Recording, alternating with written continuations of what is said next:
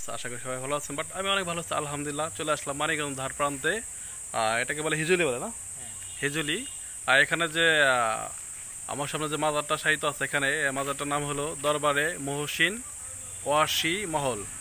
এটা ফেসবুকে বহুতবার দেখছি, কিন্তু আসলে মানিকগঞ্জ কোন প্লেসে স্থানটা আমি সচরাচর দেখি দেখে আসতে চলে আসলাম। ইয়া বড় সুন্দর একটা প্লেস।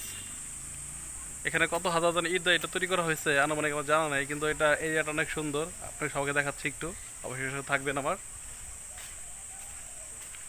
ভিতরে এখানে শায়িত আছে কবরগুলো।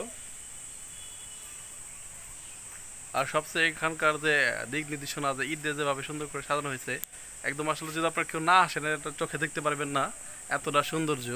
এটা কিন্তু উপরে কোনো কিছু নাই, ছাদ নাই, একদম ছাদ ফাঁকা। যদিও এটা মাজারটা আটকানো আছে দেখে ওভাবে খুব একটা দেখাতে পারতেছি না। এখানে শায়িত আছে দুইটা কবর শায়িত আছে, এখানে তিনটা কবর। আর এখানে বিশেষ করে এখানে যে ছাদটা আছে, ছাদটা কিন্তু একদম ফাঁকা, উপরে কোনো কিছু নেই।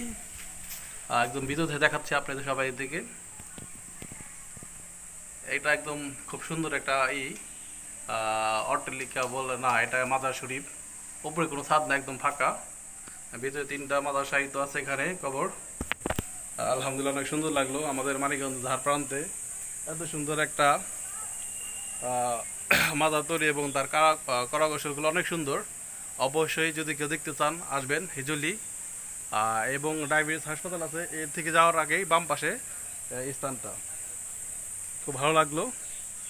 এরকম সুন্দর সুন্দর আশ্চর্য যদি আরও কেউ দেখে থাকেন অবশ্যই কমেন্ট বক্সে জানাবেন। এবার শেষ করছি, আল্লাহ হাফেজ, সবাই ভালো থাকবেন। এখানে একটা ফটো আছে, এটাকে সবাই দেখাচ্ছি।